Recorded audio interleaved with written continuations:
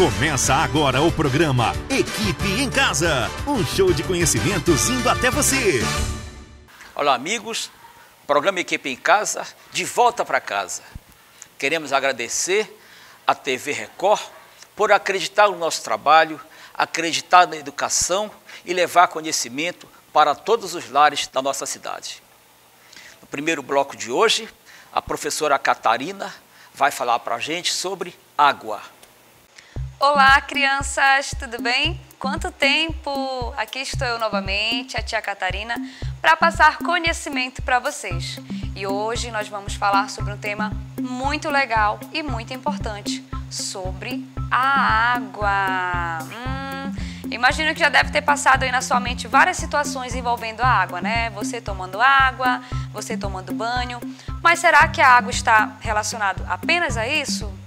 Eu acho que não. Então, se você está curioso aí para descobrir o que eu vou falar sobre a água, continue acompanhando essa aula. Vamos lá!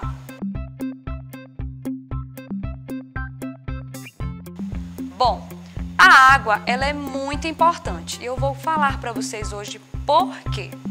Bom, a água está relacionada a muitas coisas, né? Beber água, a higiene, tomar banho, lavar as mãos, lavar o rosto.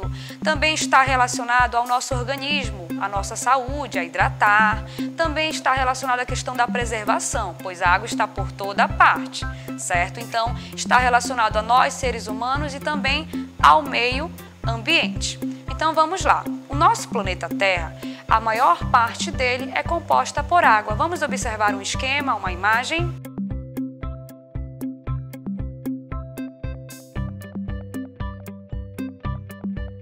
Muito bem. O nosso corpo também é composto por água.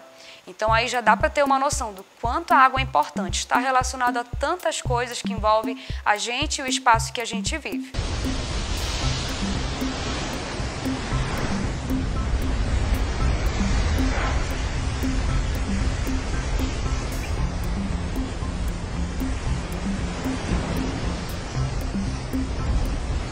Então agora eu vou listar aqui junto com vocês a importância da água, começando por alguns itens.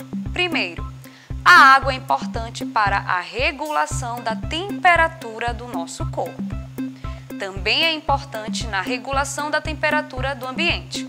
Então a quantidade de água que está no ambiente vai influenciar na temperatura. A água também é importante para o transporte de substâncias no nosso corpo. Ela também é responsável e está presente em várias reações químicas que acontecem dentro da gente, ou seja, no nosso metabolismo.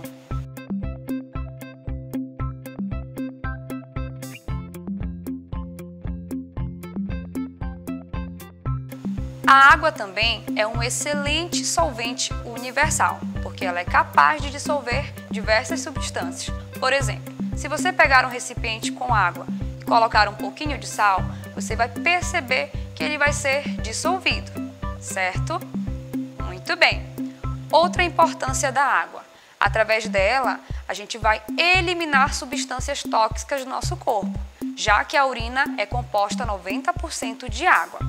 Também a água vai proteger algumas partes do nosso corpo, como por exemplo, os olhos, já que as lágrimas são compostas de água e elas vão lubrificar aqui essa região dos nossos olhos para que não tenha atrito e secura, certo? Muito bem. Agora já deu para compreender um pouquinho a importância da água para a gente e para o ambiente. E uma informação importante que eu gostaria de passar para vocês. A quantidade de água que tem dentro de um ser vivo vai depender da sua espécie, da idade e da atividade metabólica. Por exemplo, uma água viva. Dentro de um corpo de uma água viva, tem uma porcentagem maior de água do que no corpo de um ser humano. Então aí a gente já vê a diferença, né? Então a quantidade de água depende da espécie e em relação a nós seres humanos. Quanto menores, ou seja, quando somos crianças, a porcentagem de água é bem maior se a gente for comparar agora, sendo adulto ou idoso, certo? Muito bem. Agora, vamos conhecer algumas propriedades da água, porque se a gente sabe que ela é importante, agora vamos compreender como ela consegue ser importante, o que a água tem que faz ela ser tão eficaz e tão boa no nosso dia a dia. Vamos lá?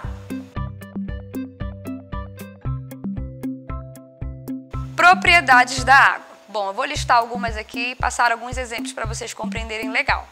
Primeiro, vou citar coesão e adesão. A coesão, ela traz a ideia de união, ou seja, as moléculas de água andam sempre unidas. Já a adesão tem a ideia de aderir, ou seja, a água ela tem facilidade para aderir, ou seja, para se agarrar em substâncias ou ambiente. Em relação à coesão, eu posso citar como exemplo a tensão superficial, ou seja, as moléculas elas vão se agarrar, vão se atrair, se unir e ali elas vão criar um pequeno filme de água, é como se fosse ali um tapete bem fininho e esse tapete vai ser capaz de suportar alguns seres vivos bem leves, como por exemplo um inseto, um mosquito. Observe a imagem. Então a água ela consegue criar ali uma tensão superficial, ela consegue criar um filme de água ao qual seres vivos que têm um peso bem leve conseguem ficar em cima como se eles estivessem ali flutuando, certo? Muito bem. Outras propriedades da água são a densidade, o calor específico, o calor latente, elas estão mais relacionadas à questão da temperatura, mas isso a gente vai estar vendo mais adiante. Mas tem uma que eu preciso falar um pouquinho mais com vocês, que é o solvente universal. A água é um solvente universal e essa é uma das propriedades muito importantes da água. Por quê? Porque a água, sendo um solvente universal, ela é capaz de dissolver muitas substâncias. Então, quando a gente ingere água, a gente vai conseguir absorver aquelas substâncias que estão ali, como, por exemplo, sais minerais, magnésio, cálcio, e também a água é capaz de dissolver outros líquidos e também gases.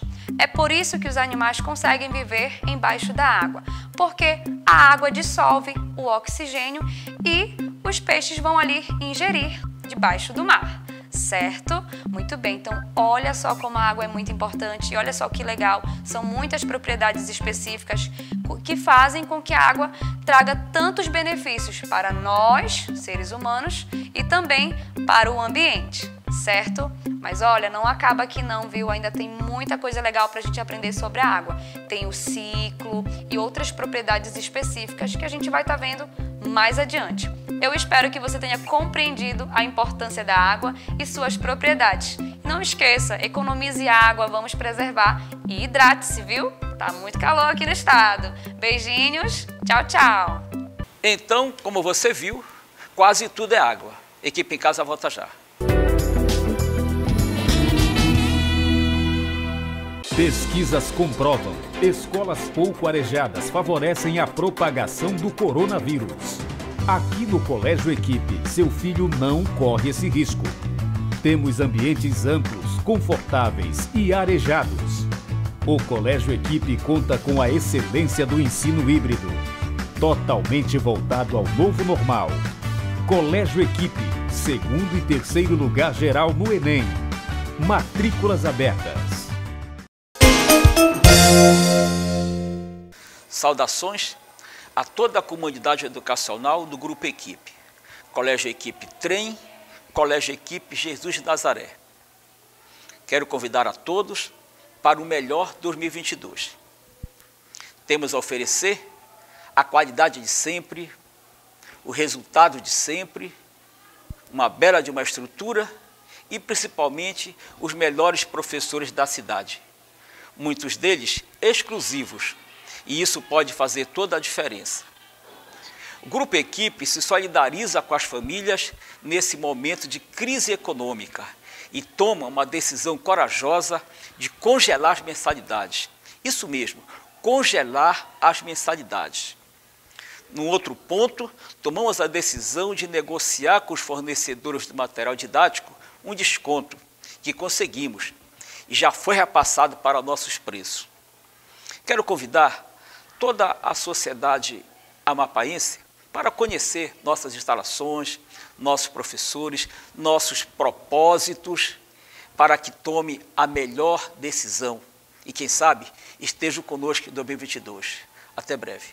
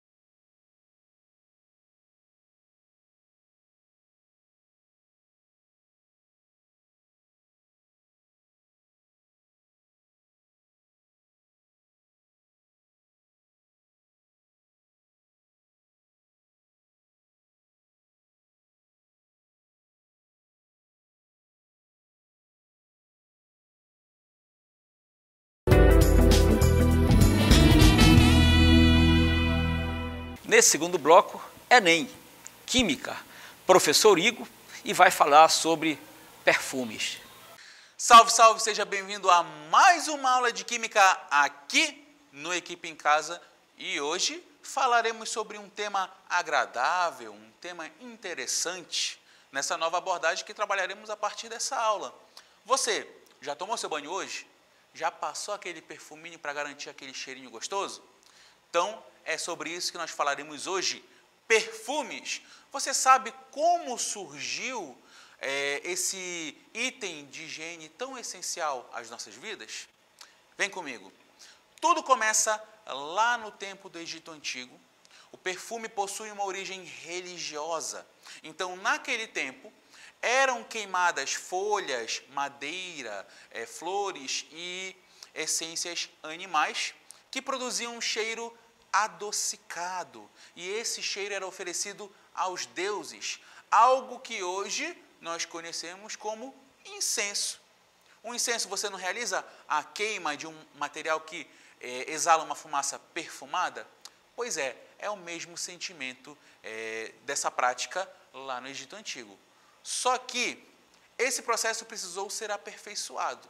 Então, lá na Grécia Antiga, surgiu a prática da extração dos óleos essenciais, tanto da origem vegetal quanto da origem animal. Então, aí um processo de separação de misturas, quando nós utilizamos um solvente capaz de interagir com esse óleo, capaz de extrair ele das pétalas das plantas. Só que, a partir daí, houve uma corrida desenfreada pela melhor essência, aquela que deixasse você bem cheirosinho mesmo, que durasse muito.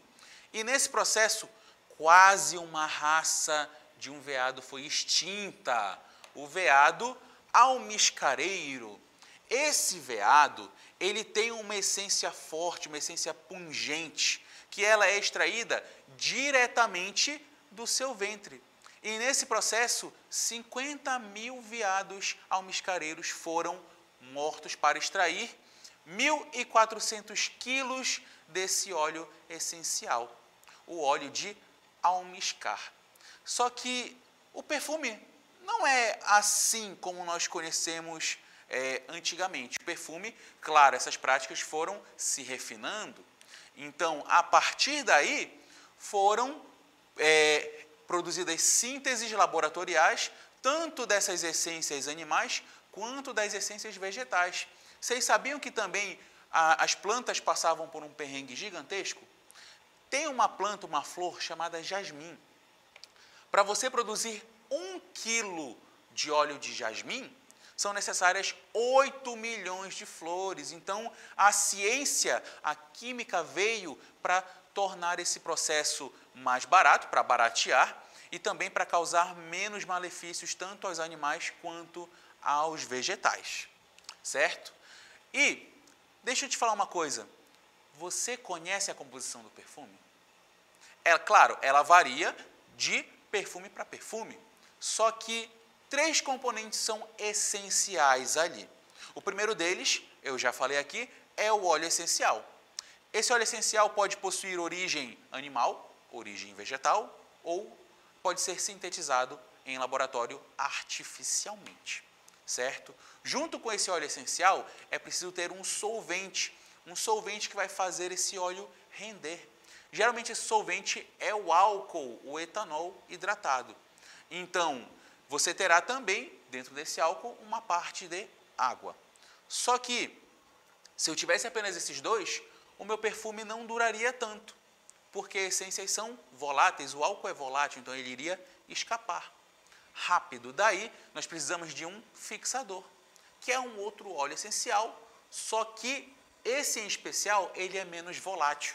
Ele ajuda o perfume a aderir na superfície da sua pele e impede com que essa essência escape com facilidade, que você perca o seu cheirinho agradável.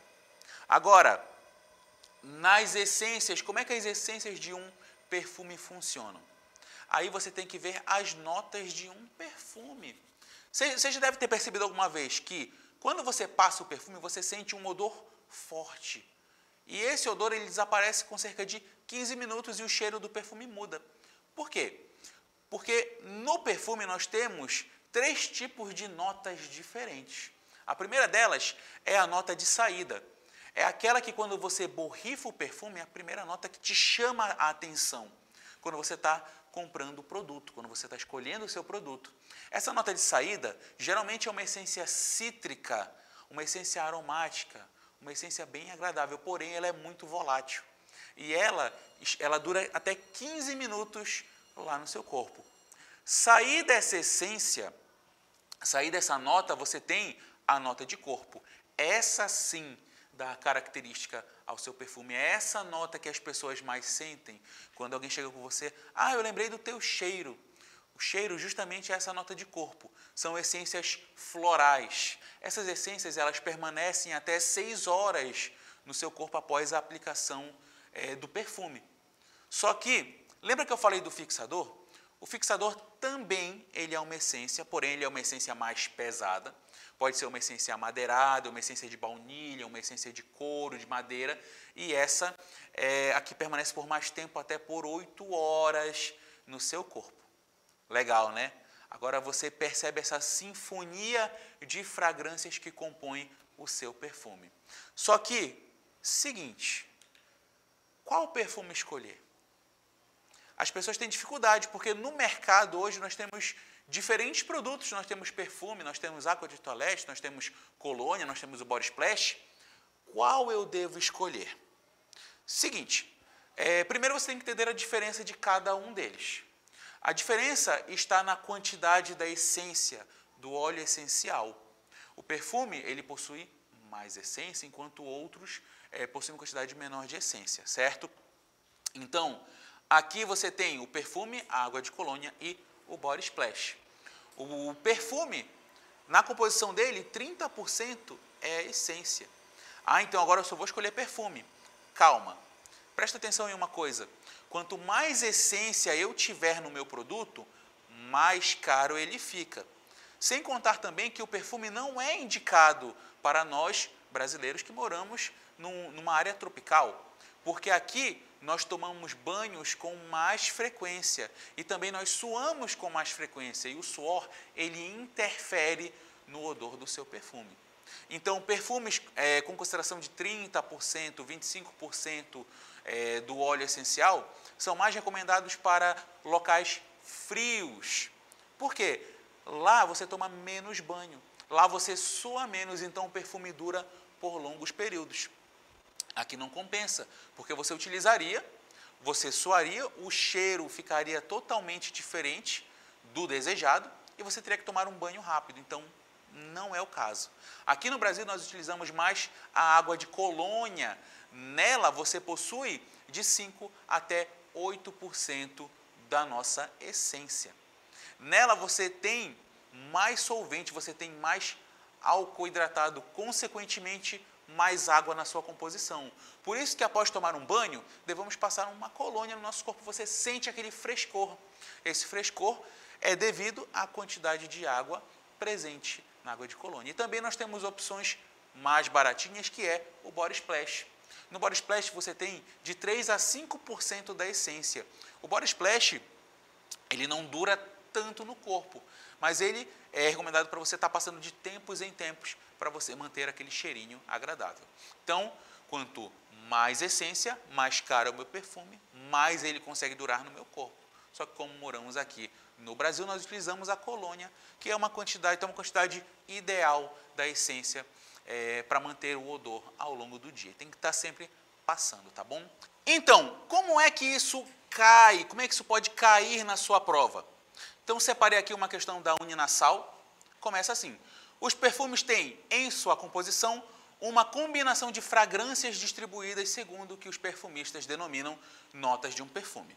Assim como um bom perfume possui 3 notas, como nós falamos. A nota superior, a nota de saída ou cabeça do perfume, que é aquela parte que dura 15 minutos, tudo aquilo que nós falamos. A nota intermediária, que é a nota de corpo ou o coração do perfume, que leva um pouco mais tempo para sair. E tem a nota de fundo, que é a base do perfume, que ela é a última a sair, certo? Isso nós falamos na nossa aula. Só que o que chama a atenção é o gráfico que nós temos aí na parte direita da tela. Nós temos No eixo vertical, nós temos o aumento da volatilidade. O que é a volatilidade? É a facilidade que essa substância tem de evaporar, de passar para o estado gasoso. Então, a gente tem as essências da mais volátil, temos a cítrica, a lavanda, a ervas, que geralmente são utilizadas como nota superior, a nota de saída. Já as menos voláteis, nós temos a baunilha, o âmbar, o almiscar, que nós comentamos no começo da aula.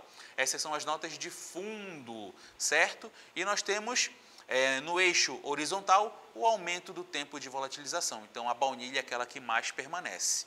Então, analisando aqui as alternativas, vamos lá. Com base no gráfico, a gente pode afirmar corretamente que perfumes com notas superiores de lavanda possuem substâncias de elevada massa molecular e por isso, possuem um tempo de volatilização maior.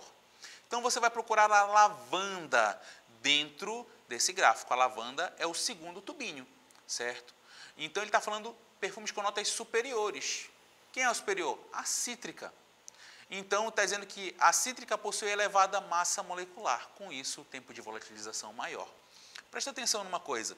Quanto maior a molécula da minha substância, maior a massa molecular dela, logo ela fica mais pesada para volatilizar. Então, superior à lavanda, nós temos a essência cítrica. Então, se ela é mais volátil, consequentemente, a sua massa ela é menor e mais volátil ela será. Então, não é essa, tá bom? Porque o tempo de volatilização dela é baixo comparado ao da lavanda. Letra B. Perfumes cítricos são menos voláteis que os amadeirados. Opa, opa, opa. Presta atenção no teu gráfico. O cítrico é o que começa, é o mais volátil. Os amadeirados, a madeira ali é um dos últimos tubos de ensaio. Então, os cítricos eles são mais voláteis que os amadeirados, de acordo com o nosso gráfico. Letra C. A volatilidade de um composto está relacionada à sua solubilidade em água. Assim, os perfumes cítricos são os mais solúveis. A volatilidade ela está relacionada com o tamanho da massa molecular desse bonitão e as interações que essa substância faz. Os perfumes cítricos, sendo os mais voláteis, consequentemente a massa deles é menor. Então essa está errada, tá bom? Perfumes com notas de fundo de âmbar ou baunilha, são os dois últimos, possuem substâncias de elevada massa molecular. Boa! E por isso possuem tempo de volatilização maior, com certeza. Por isso que eles são utilizados como nota de fundo. Então, nossa resposta correta é a letra D. E só para fechar a letra E, o tempo de fixação do perfume é diretamente proporcional à volatilidade do composto. Isso ele quer dizer o seguinte, quanto mais volátil, por mais tempo ele fixa. Não, isso está errado. É inversamente proporcional. Quanto mais volátil, menos tempo ele permanece fixado no teu corpo. E essa foi a aula de hoje. Espero que você tenha gostado. Lembrando, as matrículas do Colégio Equipe estão abertas agora com o ensino híbrido. Vem ser equipe, venha fazer parte desse time de campeões. Até a próxima aula. Tchau, tchau. E aí, está preparado para o Enem? Está perfumado? Está cheiroso? Equipe em Casa volta já. Pesquisas comprovam: escolas pouco arejadas favorecem a propagação do coronavírus. Aqui no Colégio Equipe, seu filho não corre esse risco. Temos ambientes amplos, confortáveis e arejados. O Colégio Equipe conta com a excelência do ensino híbrido, totalmente voltado ao novo normal. Colégio Equipe, segundo e terceiro lugar geral no Enem. Matrículas abertas. Saudações a toda a comunidade educacional do Grupo Equipe. Colégio Equipe Trem, Colégio Equipe Jesus de Nazaré. Quero convidar a todos para o melhor 2022. Temos a oferecer a qualidade de sempre, o resultado de sempre, uma bela de uma estrutura e principalmente os melhores professores da cidade. Muitos deles exclusivos, e isso pode fazer toda a diferença. O Grupo Equipe se solidariza com as famílias nesse momento de crise econômica e toma uma decisão corajosa de congelar as mensalidades.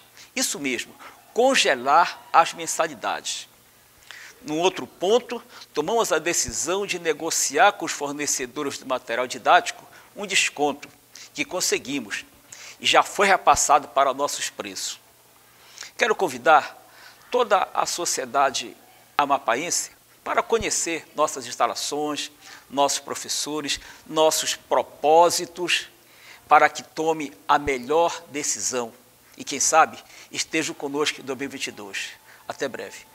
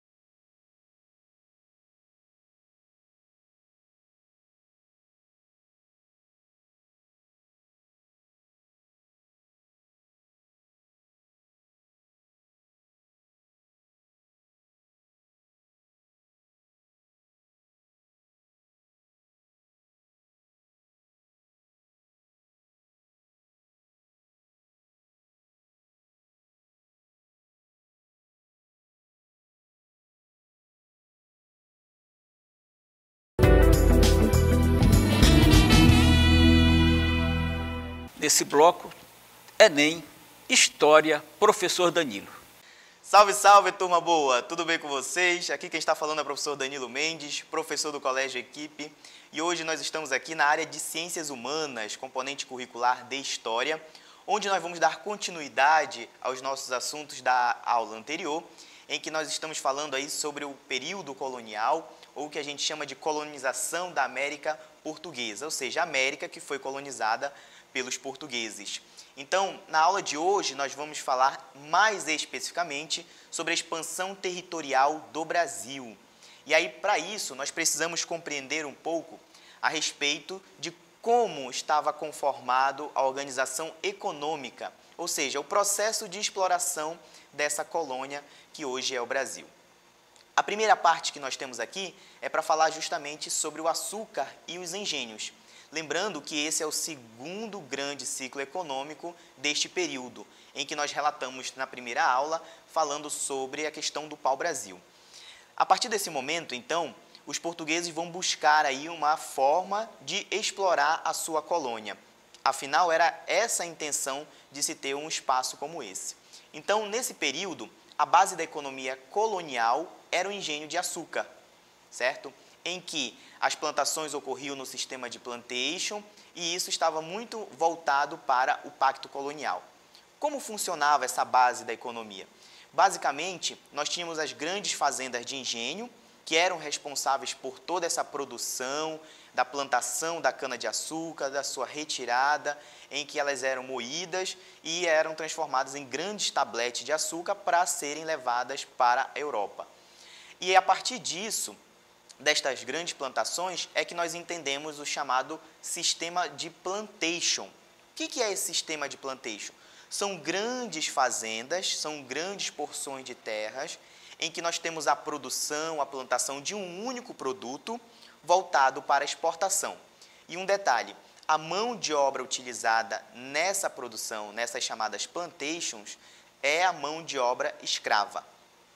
Então, nós temos aí, por meio desse pacto colonial, essa relação em que essa região colonial, ela tinha única e exclusivamente que comercializar com Portugal. Então, Portugal mandava para a colônia seus produtos manufaturados e, em troca, a colônia apenas poderia comercializar com a sua metrópole. Então, a partir disso, nós temos aí a conceituação do que é esse pacto colonial.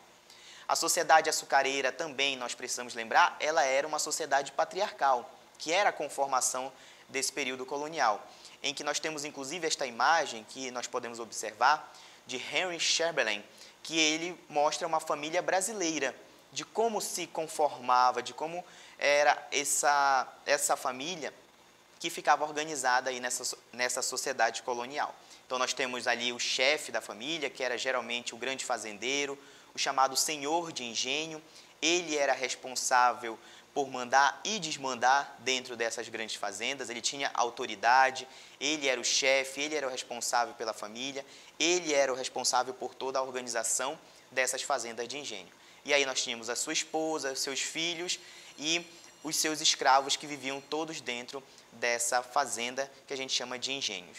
Inclusive, é nesse contexto que a gente tem aí a formação das casas grandes, senzala, onde era o espaço destinado para aqueles escravos, para os escravizados que viviam dentro dessas fazendas. Então, assim eram formadas essas grandes fazendas de engenho e assim estava organizado a sociedade açucareira, onde nós temos aí a produção de açúcar e essas grandes fazendas de engenho. E aí, como eu falei anteriormente para vocês, a mão de obra utilizada nessas fazendas de engenho era mão de obra escrava, ou seja, aqueles que foram escravizados principalmente do continente africano e trazidos para o que era a América Portuguesa. A vida do escravo era uma vida muito difícil, muito trabalho sem remuneração. E esse escravo, ele passava pelo que a gente entende como coisificação. Ou seja, o escravo, ele perde sua condição de humano. Ele se torna uma coisa, ele se torna uma espécie de um objeto, ele se torna uma mercadoria. E ele perde esta condição, este significado de ser humano. Então ele é transportado nos navios negreiros, trazidos desse continente africano para a América como um todo. Então, esses escravos vão passar por muitos castigos físicos, por um tratamento desumano, com trabalhos que amanhecia o dia e beiravam até a noite. Havia um preconceito enorme, principalmente pela utilização da mão de obra escrava, então havia a construção, a partir desse momento, do preconceito em relação ao negro. Nós temos aí nesse contexto também muitas fugas, muitas revoltas e a própria formação de quilombos. Isso é importante ressaltar, principalmente para você que está se preparando para o Enem, para o vestibular, porque esta formação de quilombos a gente pode entender como uma forma de resistência desses povos. A gente pode entender como uma forma de resistência em relação a esse processo de escravização. Por quê? A própria formação de quilombos, ela se dá como um mecanismo, como uma tática para que eles possam fugir, para que eles possam se ressignificar e encontrar novos lugares em que eles possam viver, de forma livre, é claro. Então, os quilombos são esses lugares que são afastados, de difícil acesso, justamente para dificultar a ida dos seus captores e onde eles poderiam ali viver de forma livre. E aí nós temos um dos mais famosos quilombos, né, que é o Quilombo dos Palmares, por exemplo, em que foi liderado por Zumbi dos Palmares e que se tornou um dos maiores da América Latina. Muito grande, muito famoso, principalmente a partir do Zumbi dos Palmares, que infelizmente, posteriormente, acabou sendo encontrado, derrotado, mas que ainda manteve o seu significado, que ainda manteve a sua história de luta e de resistência. O que é importante que a gente deixe aqui destacado, que esses povos foram escravizados, mas não simplesmente por serem escravizados, mas que houve luta, que houve resistência, que houve combate, certo? Então, esse é o momento e essa é a força que a gente tem aqui nesse período. Outro ponto importante deste período que nós precisamos entender é o bandeirismo. O que é este bandeirismo? Nós temos aí as famosas bandeiras ou as bandeiradas, em que elas eram expedições particulares, ou seja, eram expedições que eram contratadas por esses senhores de engenhos, pelos grandes fazendeiros, para que eles pudessem fazer determinadas atividades. Quais são essas atividades, professor? Eu trouxe aqui para vocês. Nós temos aqui essas bandeiras de apresamento, de prospecção, o chamado sertanismo e as chamadas monções. Como que elas se diferenciam? Primeiro, a de apresamento, ela estava voltada para a captura de índios. Então, nesse período, a gente observa, como nós já falamos na aula anterior, que a primeira mão de obra utilizada é a indígena. E que mesmo com a vinda dos escravizados do continente africano, ainda se utilizava a mão de obra indígena, principalmente por meio do trabalho compulsório. Então, essas atividades, essas bandeiras de apresamento, elas tinham essa finalidade de capturar esses indígenas, em que, inclusive, a gente entende como uma parte desse genocídio que é construído aqui na América Portuguesa em relação às populações indígenas. A de prospecção é a busca de metais preciosos. Então, as bandeiras, elas vão ter um papel importante, inclusive, ao encontrar metais preciosos na região das Minas Gerais, certo? Em que eles vão em busca desses metais preciosos, vão, inclusive, ultrapassar o chamado Tratado de Tordesilhas, o que é importante para a gente compreender o processo de expansão territorial dentro desse contexto, porque essas bandeiras, elas vão ultrapassar esses acordos, ou melhor, esses tratados internacionais, e vão adentrar na região que ainda pertencia à América Espanhola. Nós temos o que nós chamamos também de sertanismo de contrato. O que é o sertanismo de contrato? É a captura de escravos fugitivos. Por quê? Como nós vimos anteriormente, a própria formação de quilombos, ela se dá a partir da fuga desses escravos que viviam dentro dessas fazendas. Então, essas bandeiras, elas eram contratadas, certo? Para que eles fossem buscar e para que eles fossem capturar. E aí, por meio disso, nós tínhamos muita violência, nós tínhamos muitas mortes, nós tínhamos uma violência física sem precedente, em que essas pessoas eram amarradas em troncos de árvores, eram carregadas, eram acorrentadas e eram trazidas dessa forma. Isso inclui tanto os escravos fugitivos quanto os indígenas que eram capturados. E aí nós temos uma última característica, que são as chamadas monções. O que são essas monções? É o bandeirismo de comércio por vias fluviais, principalmente com a utilização ali do famoso rio Tietê, em São Paulo. Então a gente percebe que esse bandeirismo, ele ocorria muito aí na capitania de São Vicente e no que depois veio a se tornar o que hoje é São Paulo. Então esses rios, São Francisco, o rio Tietê, eram rios muito utilizados para a realização dessas chamadas monções, certo? E aí nós vamos entender, a partir desse movimento desses bandeirantes, em que eles vão ultrapassar esse Tratado de Tordesilhas, a gente vai perceber que há uma expansão desse território, em que, inclusive, para isso vão ser realizados os chamados Tratados Territoriais Internacionais. O mais famoso de todos, o Tratado de Tordesilhas, como nós já falamos na última aula, ele basicamente nunca foi respeitado plenamente. Por quê? Porque essa população que vivia aqui na região da América Portuguesa, ela sempre ultrapassava esse tratado, essa linha territorial.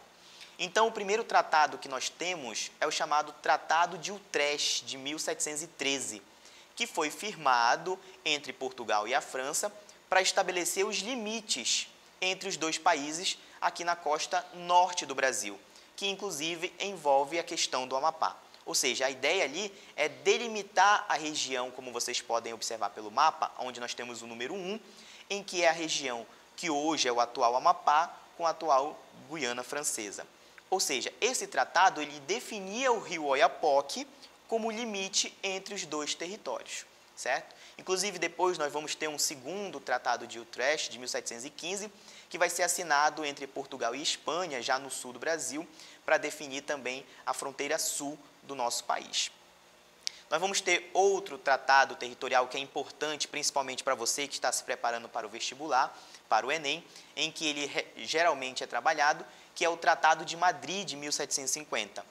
Nesse tratado, estabelece os limites respeitando o princípio do chamado uti possidetis e o abandono inteiramente da linha do chamado Tratado de Tordesilhas. O que é esse Uti-Possidete, que é importante que a gente compreenda? É justamente o processo de ocupação desse território. Ou seja, você tinha que ocupar esse território, você não poderia tê-lo por simplesmente tê-lo. Você precisava ocupar, você precisava explorar esse território. Então, a partir do Tratado de Madrid, Portugal expande seu território e aí hoje nós temos praticamente a conformação do Brasil atual, como a gente pode observar por este mapa em que vocês estão visualizando. Outro grande tratado importante é o Tratado de Santo Ildefonso, de 1777, em que esse tratado ele seguiu, em linhas gerais, os limites já estabelecidos pelo Tratado de Madrid. Ou seja, este tratado ele vem para reforçar e reestabelecer o Tratado de Madrid, embora com prejuízo para Portugal nesse sentido, porque no extremo sul nós vamos ter uma modificação em que a região do Sacramento ela vai ser retirada do Brasil e vai ser entregue aí para os espanhóis. E aí nós observamos que esses tratados eles são extremamente importantes para a gente compreender a conformação territorial do Brasil, ou seja, como que esse processo de expansão ocorreu e de como ele chegou a mais ou menos o que nós temos hoje do que é o Brasil, com exceção de algumas outras áreas, como o do Acre, que vai ser resolvido em 1801. E aí nós temos a questão da mineração, que é o terceiro grande ciclo econômico, que vai provocar uma mudança no contexto do período colonial. Por quê? A descoberta de ouro nos séculos 17 e 18 vai provocar uma profunda mudança na estrutura do Brasil colonial. E essa mudança ela está ligada primeiramente à criação da capitania de Minas Gerais, ao crescimento demográfico que nós vamos ter principalmente para a interiorização do Brasil na região sudeste. Nós vamos ter o desenvolvimento da vida urbana com a criação de novas cidades como Diamantina, Vila Rica, cidades que vão se tornar extremamente importantes devido a esse processo de exploração mineral. E nós vamos ter a transferência do eixo econômico do Nordeste para o Sudeste. Ou seja, a grande produção da cana-de-açúcar ela vai entrar em declínio a partir do século XVII, século XVIII, principalmente devido à produção do açúcar nas Antilhas, que vai ser um açúcar de melhor qualidade, mais barato, e isso vai dificultar um pouco a economia nordestina em se tratando da produção do açúcar. Então, a coroa portuguesa vai se voltar principalmente para a exploração desses metais preciosos que vai se encontrar na região das Minas Gerais. Então, a gente percebe que essa mudança, essa transferência deste eixo econômico, ela vai trazer aí esse crescimento demográfico, a própria produção de gado também vai crescer, porque precisava alimentar essa população dentro dessa região. E aí nós vamos ter, inclusive, o chamado tropeirismo, que vai dar origem ao famoso feijão tropeiro, não é? Que era aquele alimento seco, com feijão, ovo, que era uma mistura e que hoje se tornou parte da culinária brasileira e que é muito importante, inclusive, para a gente entender um pouco desse contexto. Porque essa região das Minas Gerais estava voltada muito mais para a exploração desses metais preciosos. Então, precisava alimentar essa população. Então, a gente vê que no decorrer desse processo, nós temos a construção de vilas, de cidades, de comércios e a própria atuação desses tropeiros, que foi fundamental para a continuação dessa exploração. E aí, por aqui nós vamos terminando a nossa aula, agradecendo sempre pela atenção de vocês. Fiquem com a gente sempre no Equipe em Casa. Até a próxima. Agora que você já sabe mais sobre expansão territorial, não saia daí. Equipe em Casa volta já. Pesquisas comprovam: escolas pouco arejadas favorecem a propagação do coronavírus. Aqui no Colégio Equipe, seu filho não corre esse risco. Temos ambientes amplos, confortáveis e arejados.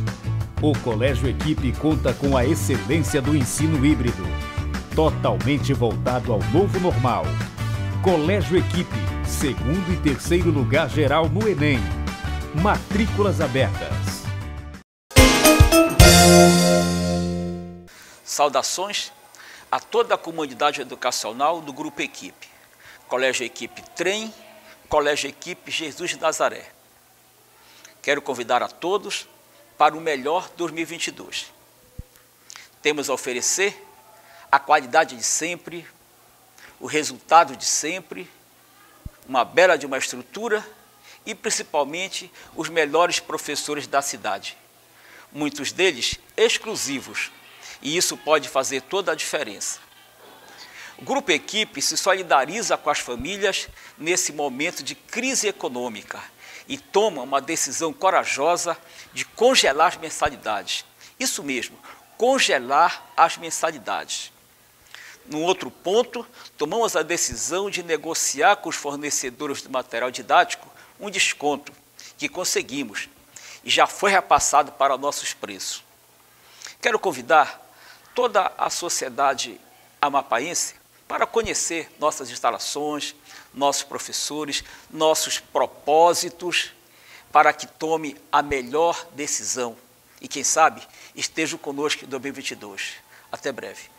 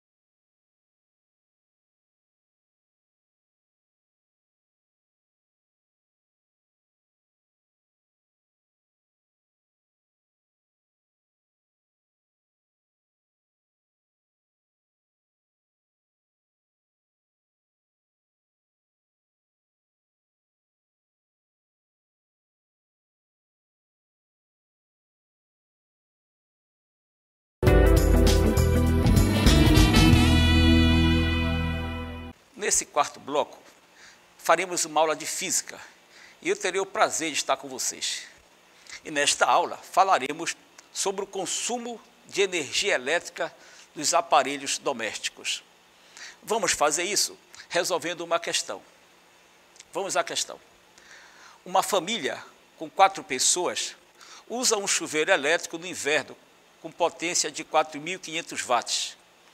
Cada pessoa toma um banho por dia com duração média de 15 minutos. Considerando apenas o uso do chuveiro elétrico, calcule o consumo de energia mensal desta família em kWh e em joule.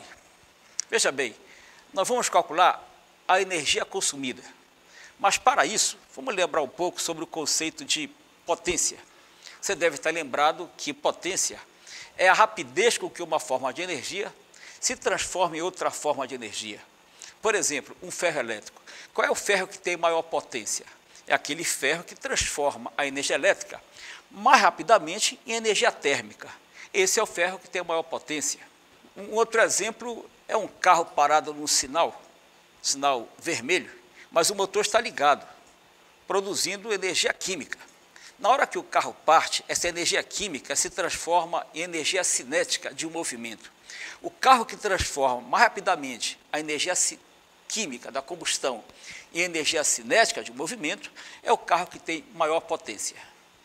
Matematicamente, potência então seria a rapidez com que uma forma de energia se transforma em outra forma de energia. Na matemática ficaria assim, ó, energia, potência, energia pelo tempo. Imediatamente, a energia consumida é a potência vezes o tempo. E na nossa questão, a potência foi dada em watts, uma potência de 4.500 watts. Mas ele pede a energia em quilowatt-hora. Então, eu devo transformar de watt para quilowatt. E a gente faz isso dividido por 1.000. Então, a potência em quilowatt dividido por 1.000 seria 4,5 quilowatts. Para eu ter quilowatt-hora, o tempo precisa estar em hora. Vamos trabalhar esse tempo dado então. Olha, ele diz o seguinte: cada pessoa toma um banho de 15 minutos. Mas são 4 pessoas.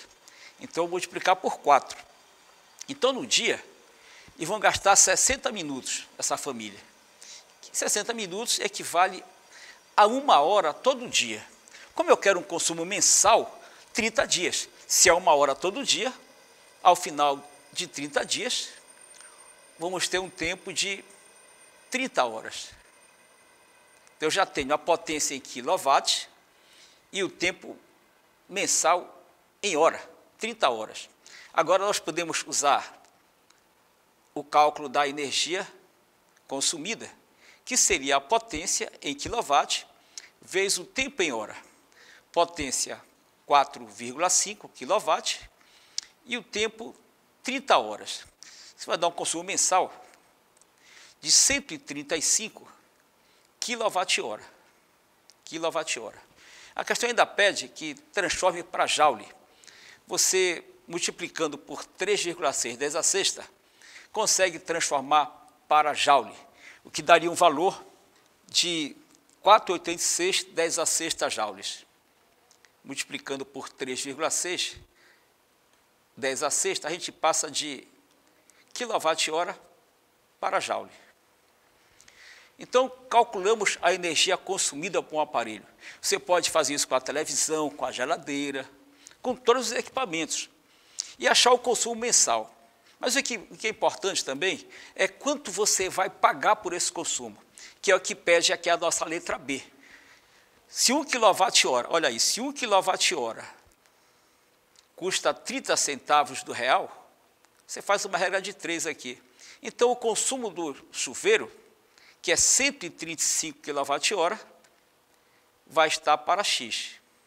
Multiplicando, você encontra um valor de 40,5 reais. Então, no mês, só pelo uso do chuveiro, você está gastando R$ 40,50. Agora que você já sabe calcular o consumo dos aparelhos, é a hora de fazer economia. Tudo bem? Vamos seguir em frente com a nossa aula, ainda falando de potência, resolvendo agora uma segunda questão que eu trouxe para vocês. Um aparelho de potência igual a 1.900 watts é ligado a uma DDP de 127 volts. Determine a corrente elétrica que passa pelo aparelho. Veja bem, todo aparelho elétrico ele tem um dado de placa. Uma placa que forma a potência e a tensão. Isso permite que a gente calcule a corrente. Tem uma fórmula muito interessante de potência, que diz assim, que potência é corrente vezes tensão. Imediatamente, a gente pode dizer que a corrente é a potência pela tensão. No caso, a potência de 1.900 watts para uma tensão de 127 volts. E isso vai dar uma corrente de 14,96 amperes. 14,96 amperes. Eu fiz essa questão porque é recorrente saber a corrente elétrica que os aparelhos suportam. Como é que eu vou calcular essa corrente? Usando essa lei, que diz que potência é corrente vezes a tensão. Você pode agora pegar o seu ferro elétrico e ele vai ter uma placa lá. Nessa placa são sempre dados os valores de potência e tensão para você calcular a corrente. E a partir do cálculo da corrente, você pode pensar em proteção, fusíveis, disjuntores, para a segurança da sua instalação elétrica. Eu espero que essas duas questões tenham esclarecido sobre os problemas de consumo e de cálculo da corrente elétrica. O nosso programa continuar cumprindo a missão de estar ao seu lado, levando conhecimento onde você estiver, com pandemia e quando não tiver pandemia também. Até a próxima. Termina aqui, Equipe em Casa. Um show de conhecimentos indo até você.